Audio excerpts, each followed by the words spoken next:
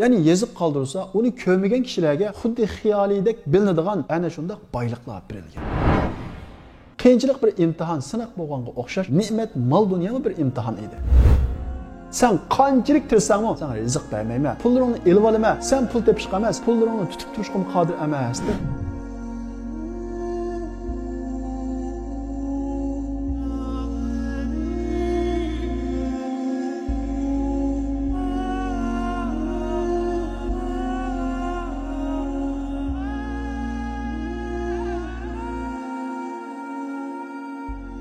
Biz başımızga bir qiyinchilik va yoki musibat kelsa, Alloh imtihon qilibdi, sinibdi deymiz. Ammo bir xushallik kelsa va yoki Alloh taolo bizga rizq bersa, bizni Alloh sinidi va yoki imtihon qildi deb qaramaymiz. Amaliyotda bo'lsa, qiyinchilik, musibat qandoq imtihon bo'lsa, xushallik va yoki Alloh taolo bergan har qanday muvaffaqiyat va yoki iqtisod hammasi musibat qandoq imtihon bo'lsa, u shundoq imtihon. Qiyinchilik va yoki musibat imtihondan kengirchilik, kengir rizq imtihoni texmo ig'ir. Buni biz qiyinchilik ostidagi vaqtimizdagi taqvodorlik bilan, kengirchilik vaqtidagi taqvodorligimiz, kasal vaqtimizdagi Allohga bo'lgan yaqinchiligimiz bilan saq holatimizdagi Allohga bo'lgan yaqinchiligimizni silishtirsaqlar, qaysi imtihonning texmi ig'ir, qiyin ekanligini ko'ralaymiz. Masalan, biz vatanda qiyinchilikda, zulm ostida har xil tahdidlar bo'lsa-mu, turli tahdidlar bo'lsa-mu, biz uningga qaramasdan iymonimiz uchun badal to'layalaydi. Islomga mahkam esilgan. Ammo Alloh taolo u zulmdan bizni qutuldirib, erkin dunyoga elib chiqib edi. Biz fosiqlashdik, iymondan yiroqlashdik, bexudlashdik. Chunki biz kengaychilikning, bayachachilikning texmi cho'ng bir imtihon ekanligini unutdik.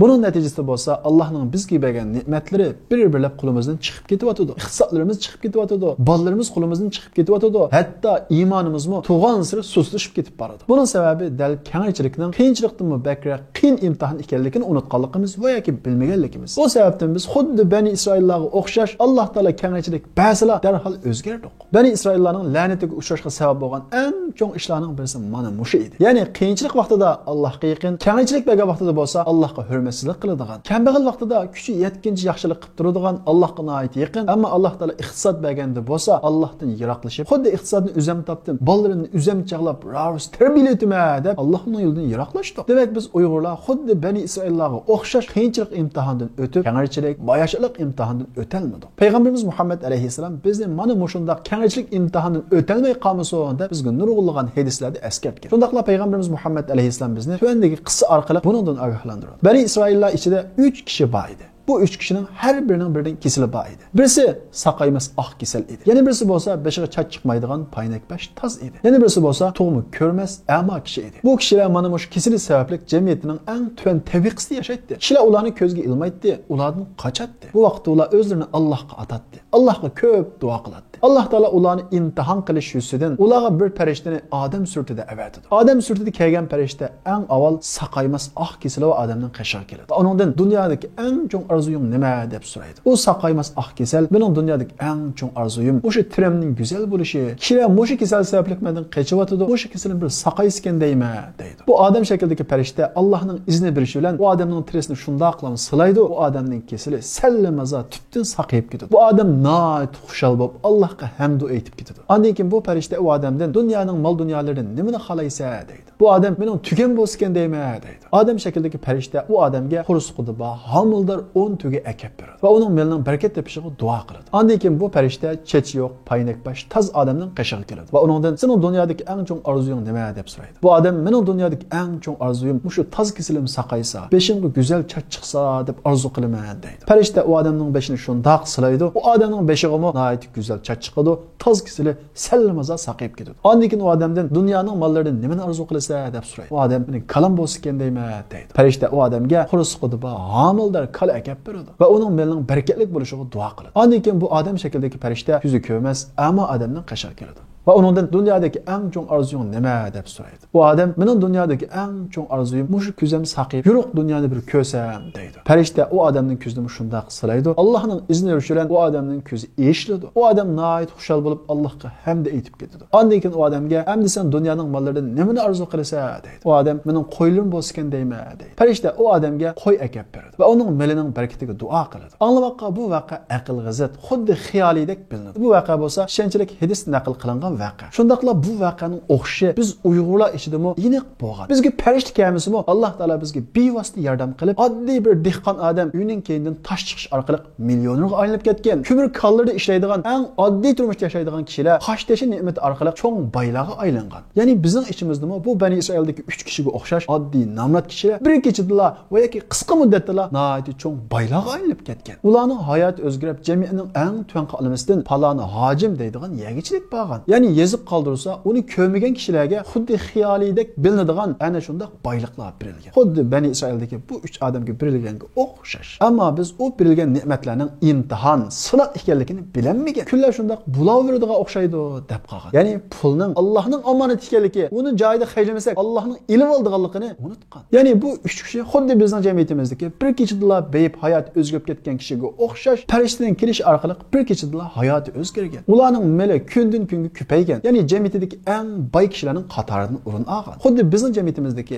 baqqal, qassobga o'xshash normal tijorat qiladigan kishilarningki qosh-tesh orqali hayoti o'zgarib ketganga o'xshash ularning hayoti o'zgargan. Jamiyatda 100 obro'li kishilarga aylangan. Qiyinchilik bir imtihon, sinoq bo'lganga o'xshash ne'mat, mol dunyomi bir imtihon edi. Alloh taolo ularga ana shunday mol dunyoni berib bo'lgandan keyin ularni imtihon qiladigan vaqt yetib keladi. Ya'ni Alloh taolo ularni imtihon qilish yuzidan bir farishtani yo'qsul odam shaklida ularning qishig'iga avatadi. Yo'qsul shakldagi farishta birinchi odamning qishig'iga keladi. Ya'ni oqkesal odamning qishig'iga kelib, "Men bir musofir odam, yurtimdan ayrilib qoldim. Elimda mol dunyorim yo'q. Men ozroq pul bersangiz yurtimga berib olgan bo'lsam" deydi. Bu odam yo'qsul odam shaklidagi farishtaning gapini anglagandan keyin "Al-huququ kathira. Mening pul xarjlaydigan yerim bek ko'p, chiqimim bek jiq" deb uningga dad aytishga boshlaydi. Xuddi bizning oramizdagi ma'lum baylarga "Mundayaga Alloh yo'lida pul xarjlang" deyilsa, o'zining chiqimini so'zlab dad aytib, bizni yordam qilg'izg'u tasli qolganga o'xshash bu odamni "Al-huququ kathira. Mening chiqimlarim bek ko'p, xafa bo'lmang" deb bu odamga o'zr aytadi. Yo'qsul odam shaklidagi farishta u odamga Allohning bergan ne'matini eslatish yuzidan "Men sizni tunuganda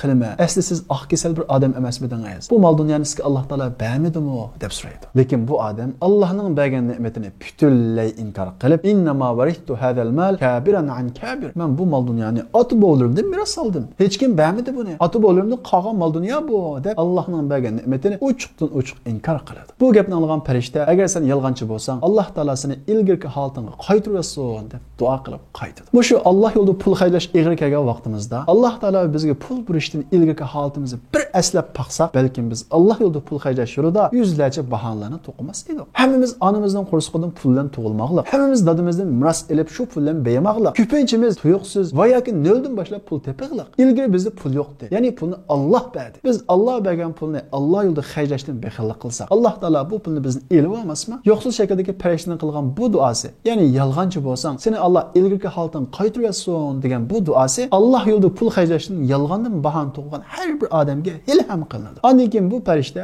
paynak bosh toz odamning qishig'iga keladi va uningga birinchi odamga degan gapni o'qishni deydi. Ya'ni men bir musofir edim, pulimdan uzilib qoldim. Ozroq pul bersang yurtimga ketib olsam deydi. Bu odam o'xshashlar chiqimining nihoyat ko'p ekanligini aytib, dard aytadi. Farishtami bu odamga o'xshashli ilgirki holatini eslatadi. Ya'ni sen ilgari bir toz odam emasmiding? Jamiyatning eng tuvan qatlamidagi bir odam emasmiding? Alloh taolo sana bu rizqlarni bermadimi deydi. Bu odam yo'q deb yana inkor qiladi. Bu vaqt farishta o'xshashlar, agar sen yolg'onchi bo'lsang, Alloh taolo seni ilgirki holatdan qaytarsin deb duo qiladi. Ondan keyin 3-chi odamning qishig'iga keladi. Ya'ni amoqlikdan saqaygan odamning qishig'iga keladi. Bu odamga o'xshash gapni qiladi. Bu odam "Xuz ma shi'ta va da' ma shi'ta." Bu mol dunyoni menga Alloh berdi. Sen qanchalik ehtiyojli bo'lsang, ol deydi. Yo'qsul shaklda kelgan farishta "Amsik malik. Melingni ol. Ya'ni mening ehtiyojim yo'q. Sen imtihon qilinding. Imtihondan o'tding. Ammo ikki hamrohing bo'lsa, imtihon qilindi, imtihondan o'tanmadi, Allohning g'azabiga uchurdi deydi. Hammamiz o'zimizning 30 yil ilgirki holatini bir eslab boqaylik. Biz kimdik? Hozir kim bo'ldik? Alloh taolo bizga qanchalik rizq berdi? Ilgari shu rizqimiz bormidi? Nima deb Alloh bergan pulni Alloh yo'lida xarjlashni bexillik qilamiz? Nima uchun Alloh yo'lida pul xarjlang deyilsa, turli bahonalarni o'qiymiz. Allohdan qo'rqishimiz kerak. Alloh taolo bizga bermadi emas,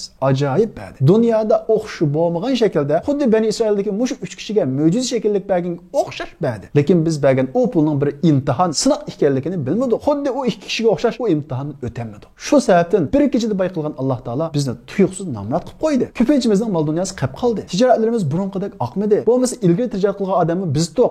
Hozir tijorat qilgan odammi biz. Lekin tijorat o'xshamadi. Ilgari tijoratlarimizda xuddi biz o'ylamasaqmi, xiyol qilmasaqmi foydalar kirib turadi. Xuddi Alloh mo'jiza shaklda bergandek bergan. Ammo hozir shuncha o'yinib, shuncha zehnimizni bir qilgan tijoratlarimizda ziyon tortyapmiz. Nima uchun ziyon tortyapmiz? Bu haqda o'ylashimiz kerak. Tafakkur qilishimiz kerak. Alloh taolo bu orqali: "Ey bandam, xohlasam men seni bir kechada boy qilaman. Xohlasam sen qanchalik tirsangmi, sana rizq bermayman. Pullaringni elib olaman. Sen pul tepishga emas, pullaringni tutib turishga qodir emas" deb Alloh taolo bizga buni o'rgatmoqchi. Shunga har birimiz mush Alloh yo'lida pul xarjlash masalasida qaytadan o'ylashimiz kerak. Ko'rdik, pulni Alloh bermasa hargiz topqilib bo'lmaydi ekan. Ham Alloh bergan ekan, uni chuqum Alloh taolo ma'lum maqsadda beradi. Balkim ko'pinchimiz shu zolimlar egallab olgan mollarimizni Alloh yo'lida yaxshilik yo'lida xarjlasam bo'pti ekan deb pushaymon qilgan bo'lishimiz mumkin. Shu tijoratda tortgan ziyonlarimizning 10ning birini Alloh yo'lida xarjlagan bo'lsak, bexillik qilmagan bo'lsak, Alloh taolo bizni u ziyonlardan saqlab qolgan bo'lishi mumkin-da. Chunki Alloh yo'lida xarjlangan pul Allohga berilgan qarz, Allohga berilgan qarz hasrab qaytariladi. Shundaqla Alloh taolo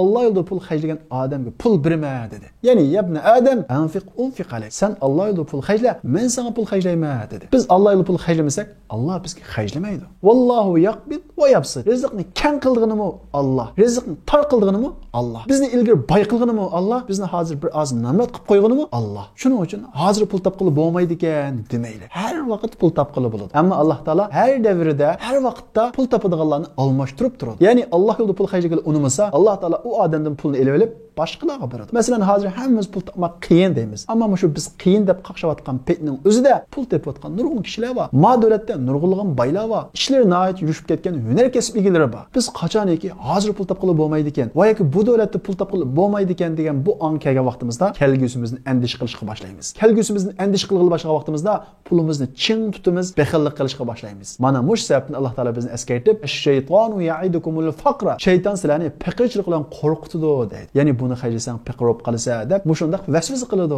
deydi. Ammo payg'ambarimiz Muhammad alayhisalom bo'lsa, "Ma naqasat malum min sadaqa." Sadiqa Alloh yo'lida xarjlagan pul molni kemaytmaydi dedi, chuqum kemaytmaydi. Shuning uchun mol dunyo iqtisod bir ne'mat, shundaqla bir imtihon. O ne'matni ziyoda qilish bo'lsa, shukr qilish bilan bo'ladi. Ya'ni bergan pulni joyida xarjlash, buzib chashmaslik bilan bo'ladi. Va bu orqali biz iqtisod imtihonidan o'talaymiz. Aksicha bo'lsa, tuzko'rlik qilsa, pulni qachoniki men aqlliq bo'lganligim uchun topdim degan qarash kelib qolsa, va yoki pul topgandan keyin uni yaxshilik yo'llarga xarjlamay, faqat o'zimizga ham xarjlasak, u vaqtda Alloh taolo bizning pulni elib oladi. Chunki biz imtihondan o'tamagan bo'lamiz. Alloh taolo Qur'on Karimda la in shakartum la azidannakum. Agar sizlar shukr qilsanglar, sizlarga ziyoda qilaman. Agar tuzko'rlik qilsanglar, mening azobim qattiq deydi. Shuning uchun Alloh taolo bizga bergan har bir ne'matni uning bir imtihon ekanligini unutmagan asosda shukrni ado qilishga tirishishimiz kerak.